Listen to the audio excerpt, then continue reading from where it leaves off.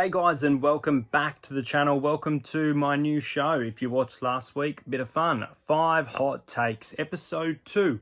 Round 2 of the NRL has concluded. Now we're looking forward to round 3. Honestly, I'm excited. I think round 3 is an ideal draw. I feel like the season really starts to kick off and we're going to see teams this weekend.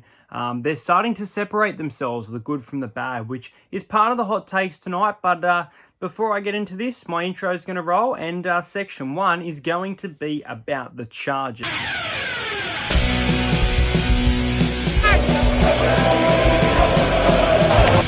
Cheers, bro. Subscribe to Entertainer. Who's going to win the All-Stars tonight? I'm to entertain now. Yeah, guys, to kick off round 2, we had quite a few charges. So that is hot take number 1. Just how many players will be out for the coming round. We have Storm back rower Felice Kafusi with his hit on Ryan Madison, which did not lead to a sin bin. However, he was on report and he will be out for a few matches. We also have Dallin Watene-Zelezniak, who's amongst these players for a hit on Nathan Cleary. Really nice to see Nathan Cleary's run here.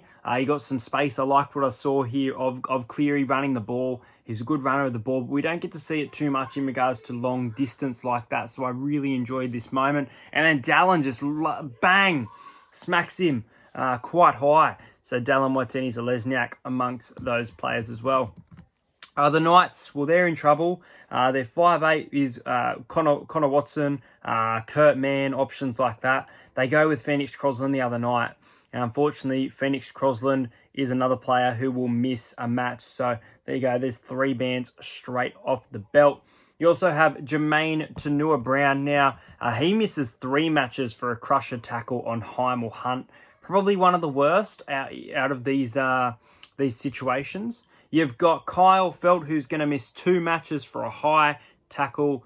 Well, not really. I guess a dangerous throw, really, because he just picked him up, coat hanger, on centre. Jack Bird from the Dragons. So, good hit. My man, good hit. Yes, if we're going off consistency, yes, it definitely goes to the judiciary, and or in this case, the early plea of missing a match. But let me just say, good hit. And then players that won't be missing matches, but we have Tyson Frizzell from the Knights with dangerous contact to the head and neck, and Christian Welch for dangerous contact. So there you go. We're going to have Felice Kafusi. We're going to have Phoenix Crosland, Jermaine Tanua-Brown, and Dallin Watene-Zelezniak with Kyle Felt out on the sidelines for round 2. Now, these are some pretty big name players. These are some pretty key parts of the team. Going to be interested to see who the Bulldogs bring onto the wing. They've got a few options there with... Meaney, Avarillo, if they want to shift them into those positions, might be a good option there. As for the Warriors, their forward pack without Jermaine Tanua-Brown, will it be as strong? I'm not too sure. Felice Kafusi also out for the Storm. And we've got a few injuries, so we'll get into those in a moment. Hot take number 2 is the injuries that I've just mentioned. Now, for quite a while, it looks like an extended period of time. Chanel Harris-Tavita, big loss for the Warriors in the half, has been sidelined after Friday's loss to Newcastle. So he's in a moon boot currently, and he's still awaiting x-ray. No results just yet. So, yeah, he's definitely going to miss this match against Canberra this weekend, which is a huge loss for the Warriors, in my opinion. And then I was also reading here that's only precautionary by the Warriors, but Bailey Sirenen was also spotted wearing a sling, so not sure there. Roosters coach. So the Roosters play the Rabbitohs this week. This is a huge game. I'm really looking forward to it. Victor Radley, Victor the Inflictor, looks to be back from his injury, so really excited for his return. He's also served his suspension so last week he wasn't allowed to play because of an off-field incident. I believe, I won't go into that actually. I can't remember too well. You got West Tigers, James Roberts, who was out with, I believe, a knee injury last week against the Roosters. Huge loss there. Looking forward to seeing more and more of him, and hopefully he can just get better. This player should be okay for this week, but they will be more to know on Tuesday. That is Hudson Young from the Raiders. He's been in some really good form. He scored back-to-back tries in back-to-back weeks as well. So, Yeah, I think he'd be a huge loss for Canberra, in my opinion, if unfortunately he doesn't play. Make this Raiders and Warriors game interesting with quite an even forward pack. Talakai and Royce Hunt for the Sharks are still around a month from returning. Didn't mind what I saw of the Sharks of the day, so I think they'll be just fine without him there. Andrew Davey suffered a ACL 4 minutes into the game against the Rabbitohs on Saturday night, so he is gone for the season. It looks like a season-ending injury, which is really sad for Andrew Davey. He came off a really nice year last year. His new club, Manly, and very unfortunate there. Now, 3 players will undergo concussion protocols heading into a 6-day turnaround on Friday. That is Cade Cust, Adam Reynolds, and Jackson Paulo. Imagine Adam Reynolds is out for this Roosters-Rabbitohs clash. He would be absolutely filthy. And if Jackson Paulo's out, it would probably mean Josh Mansour comes back into the side. Receiving stitches was Martin Tapau after he got a boot to the head in the Manly loss to South, but nothing major there. The big one that I want to speak about, though, which is just huge, is Api Coruscant has been ruled out for 6 weeks with a broken wrist. That is such a big blow. Penrith Storm on Thursday night is going to be a cracking game. Will it be as good without Api, though? I just don't know. He is such a big part of that team. I'm also reading that Nathan Cleary has been monitored for concussion after he left the field in the Panthers' win over the Bulldogs, but I feel like he will play.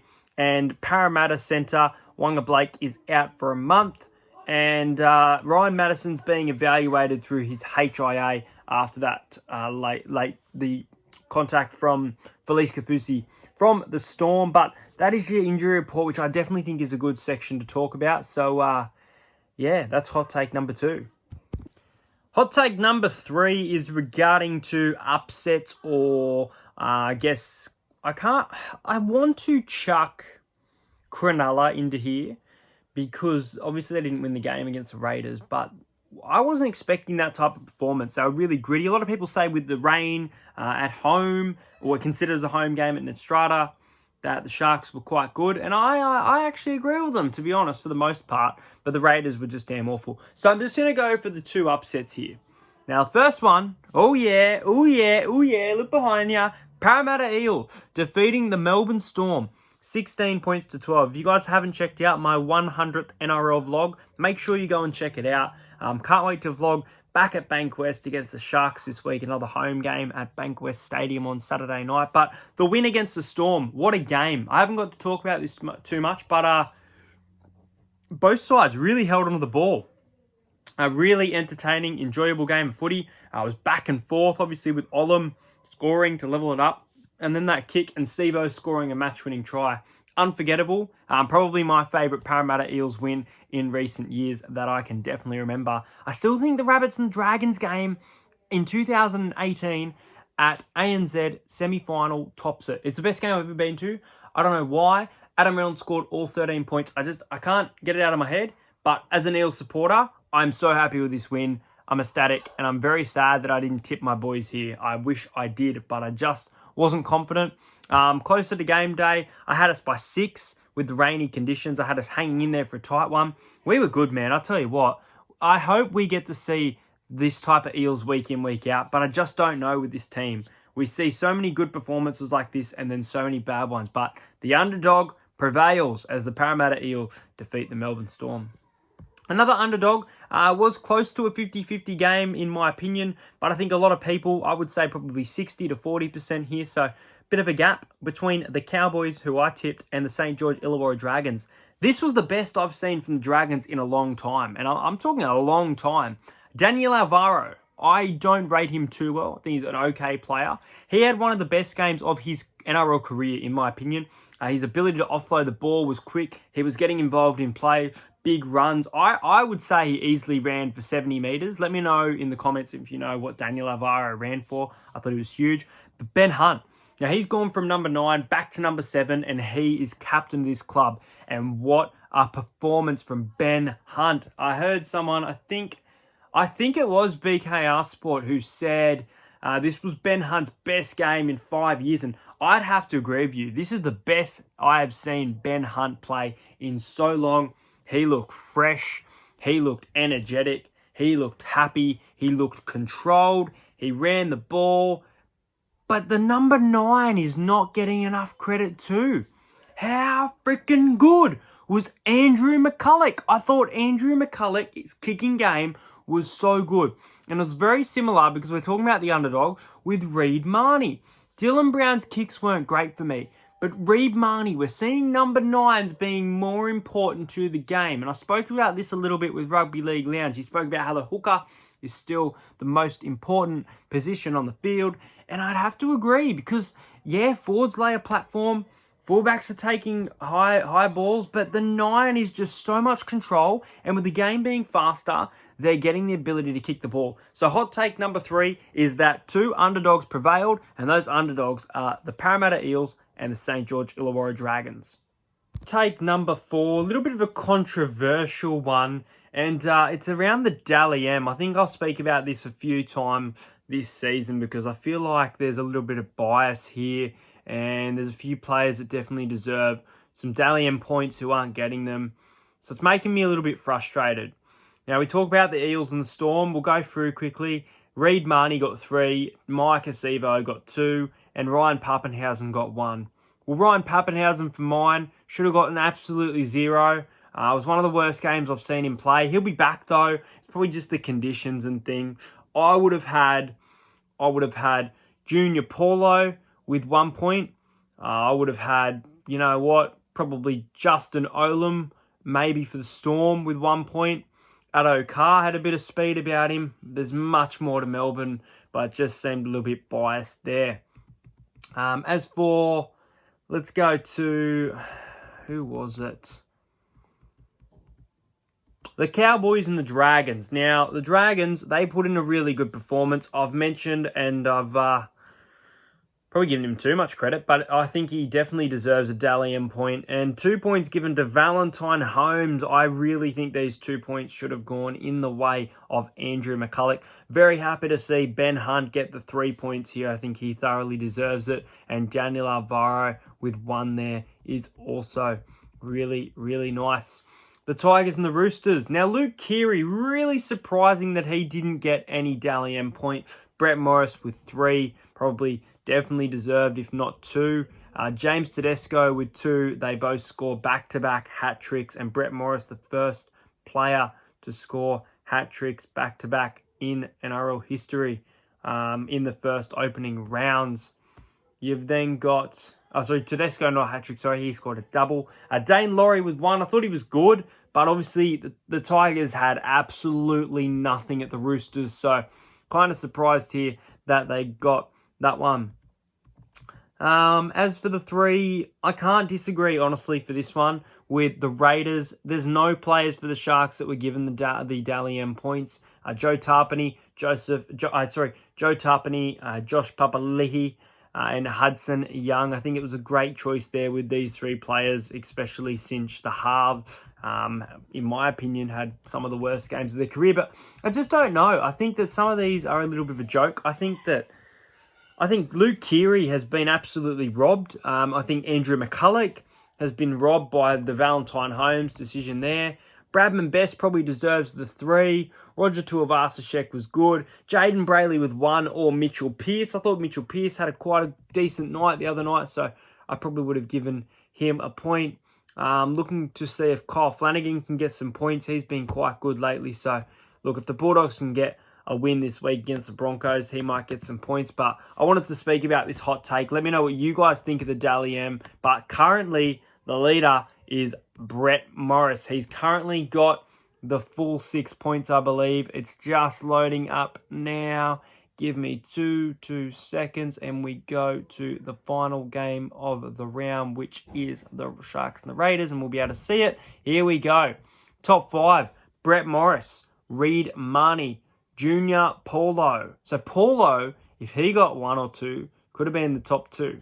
Hudson Young and Latrell Mitchell. So there you go. That is your top 5 current Dally M. Let me know in the comments about this one. I think it's a little bit... And the final thing that I want to speak about for tonight's 5 hot takes from the round, it might have just been the wet weather footy causing it to happen, but I want to speak about teams and their handle of pressure. Now, we saw over the weekend a lot of line dropouts, more than I've seen for quite a long time. Key moments being the Sharks and the Raiders game, and also the Cowboys and the Dragons game. Not too many for the Sharks and the Eels and the Storm, for my opinion. Broncos and Titans, there were a few as well. Teams like the Broncos, the Cowboys, and the Sharks just forcing the ball to be forced to a dropout back to them and just not capitalizing it.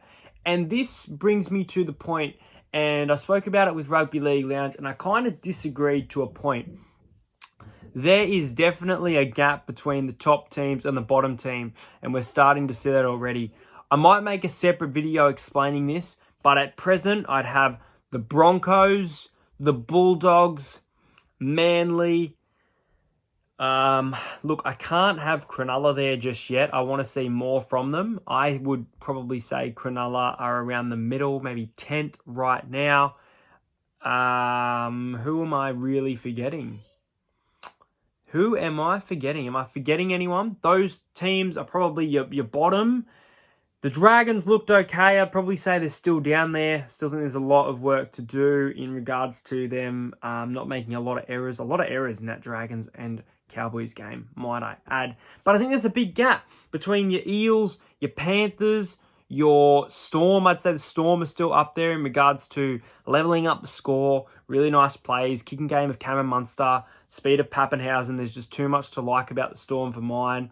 The Roosters, they're red hot.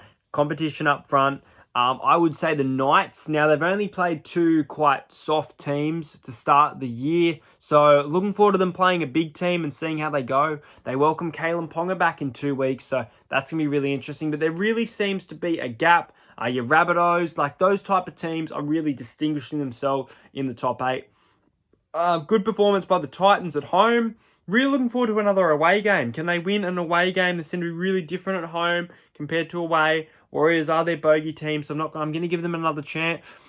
They forced the Broncos once again, forcing teams back into the game. The Broncos were going downfield, and I think the Broncos are a very good chance of beating Canterbury this week because of what I saw in that final 20 minutes from them. But the thing is, teams are getting big dropout, and the goal line defense from the top teams is just too good. So that is my hot take number 5, that we are seeing a lot more pressure put on by team and better goal line defense in this speedy game. But guys, this has been 5 hot takes for round 2. I hope you guys enjoyed this video. Make sure you like and subscribe to the channel. Tomorrow night, I'll be putting out my round 3 tips. 3 rounds already into the NRL. Exciting stuff. Really good clashes this week. You've got the Penrith Panthers up against the Melbourne Storm, a grand final rematch. You've got the Queensland Derby back-to-back weeks with the Cowboys and the Titans. You've got Parramatta versus Sharks, even though it's not a good game. And Rugby League's greatest rivalry returns on Friday night, where the Roosters will want revenge against the Rabbitohs for their 64 to 10. 64 to 10, I think it was. I'm pretty sure it was 64 to 10 against Rabbitohs, Roosters, Rabbits. Brilliant game. All right, guys, I'm out of here. Make sure you like, subscribe to the video, comment your thoughts below. Hope you guys enjoy this segment, and I'll see you guys later.